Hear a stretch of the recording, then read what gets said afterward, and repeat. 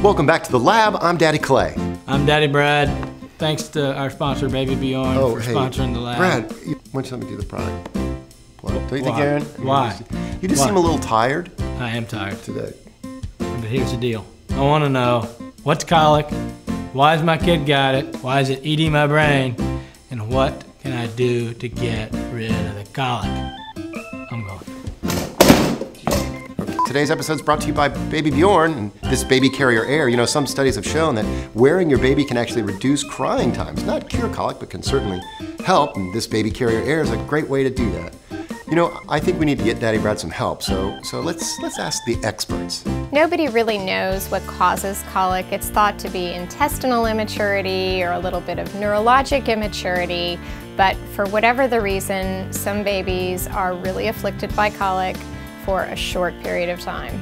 The whole point of a baby crying is to evoke alarm. It's sounding the alarm, and so for the baby, the alarm might be saying, "I'm hungry," or "I'm overstimulated." That's a common one for babies, is that I've just taken in too much from the day, and now I just have to cry to get back to balance. People have been trying to treat colic for eternity. There are a lot of things parents will try. You can try gas drops, you can try gripe water. There's a new probiotic out there called Lactobacillus reuteri, which actually has some scientific merit. Motion seems to be helpful, so sometimes parents will go for a car ride or go for a nightly walk around the neighborhood in the stroller. Those things all help a little bit, but the truth is the key to treatment is time. For parents, I think what happens is they feel in their hearts so much empathy for the child, and their own alarms are going off saying, "Is this okay? What's wrong with our baby?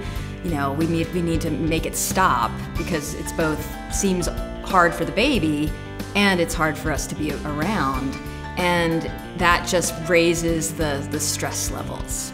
The best remedy is one is to stay calm and be patient. Two is know that your baby is okay and there's nothing really medically wrong.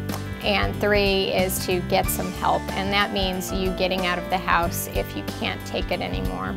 And that energy that you bring to the baby is going to communicate to the baby, wow, I see you're having a tough time, but we're okay.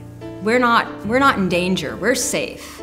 And by doing that, it's going to help the baby, even if the baby keeps crying, it's going to help the baby calm down sooner, because they're not just reacting to what's going on in their body and your stress, they're just having to take care of their own stress. But it really is, it's hard to overstate just how tough colic is on families, on moms and dads alike. How's it impacting you right now? Dude, I'm tired. Well, I got that. I mean, your whole persona, like you ooze tired right now.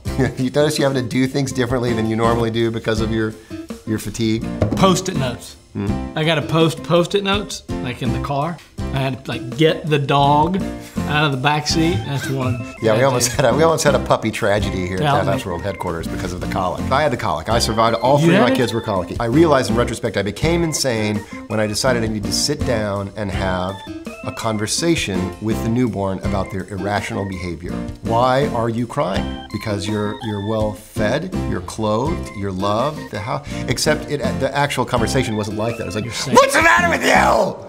Why are you so irrational? You're fine! And it is hard on your marriage. There is no doubt about that. Oh, don't, just shut up. There's nothing to talk about. Nothing. Table all issues, take care of those when the colic has cleared up. Don't tackle any significant marital issues. Don't even talk about breakfast. You might not want to even say a word between like 11 at night and 10 in the morning. The Old English, what they said? Yes?